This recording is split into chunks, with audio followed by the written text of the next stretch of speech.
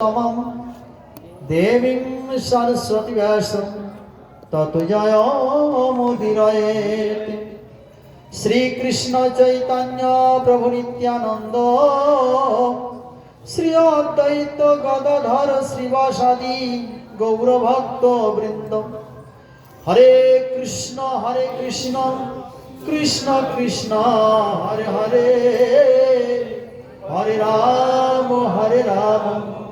राम राम हरे हरे। सर्वग्री परम आराध्यतम दिव्य ज्ञान प्रदाता गौड़ गगनेर उज्ज्वल प्रदीप नित्यलय प्रविष्टं विष्णुपाद परिव्राजकाचार्य त्रिदंडी स्वामी श्रीला भक्ति कमोद शांत गोस्वामी गुरु महाराजेर रातुल चरणे असंख्य कोटि दंडवाद प्रणति ज्ञापन करे तार हेतु कृपा आशीर्वाद प्रार्थना करছি। এই আদমের প্রতি কৃপা বাড়ি বর্ষণ করুন।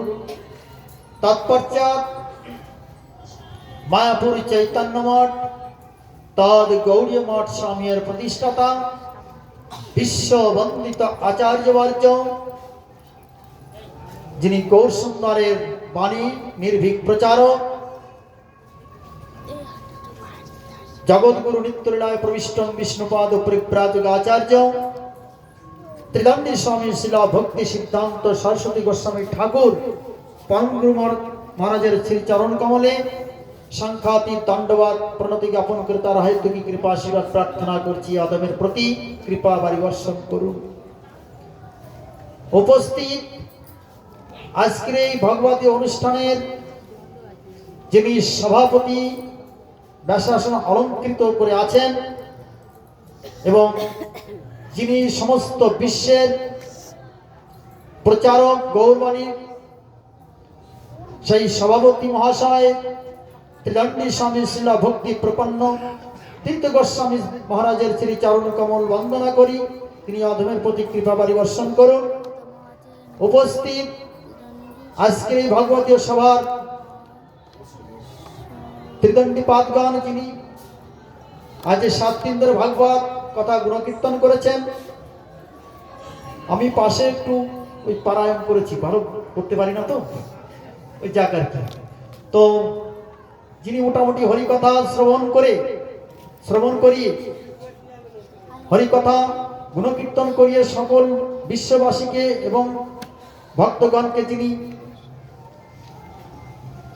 উদ্ধারের একটা সুন্দর ব্যবস্থা করে দিয়েছেন এই কয়েকদিনে, সেই পূজ্যপাদ বিশ্বরূপানন্দপাল মহারাজের শ্রী চরণ কমল বন্দনা করি তিনি আদমের প্রতি কৃপা বারি বর্ষণ করুন। উপস্থিত ত্রিদণ্ডী পাদ আছেন পূজ্যপাদ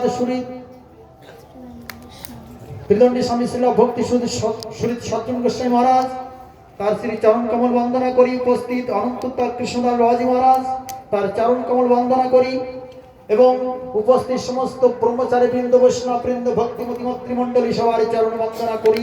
তাদের প্রতি কৃপা বারি বর্ষণ করুন।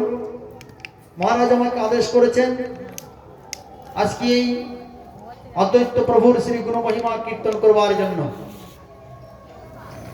এখানে আমরা গ্রন্থ খুললে পাই জয় জয় মহাবিষ্ণুর অবতার শ্রী অদ্বৈত চন্দ্র, তাই তো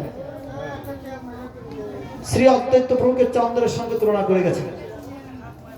মানে যে চন্দ্রের আলোতে আলোকিত হয়ে সমস্ত বিশ্ববাসী ধন্য হয়ে যায়, অদ্বৈত প্রভুর সেই আলোটা এমন যে সেই অদ্বৈত প্রভু সেই আলোটাকে এমন ভাবে চন্দ্রের সেই আলোটাকে এমন ভাবে ফুটিয়ে দিয়েছেন যে আজকে সমস্ত বিশ্ববাসীগণ আজকে অদ্বৈত প্রভুর গুণকীর্তন করতে করতে তারা সেই গৌরধামে চলে যেতে পারবে। আমরা যদি একটু পূর্বের দিকে যাই, সত্য যুগ চলে গেল, ত্রেতা আসলো। ত্রেতায় যখন রামচন্দ্র অবতীর্ণ হলেন, এই রামচন্দ্রের সময় ত্রেতা যুগে সনকাদি ঋষিগণ এবং শ্রুতি কন্যাগণ যখন রামচন্দ্রের নিকটে বলেছিলেন যে হে রামচন্দ্র, ভগবান হে প্রভু, আমরা আপনাকে প্রতিরূপে বরণ করতে চাই এবং প্রতিরূপের যে রসটা কি সেই রস আমরা আস্বাদন করতে চাই। আপনি একটু যদি কৃপা করেন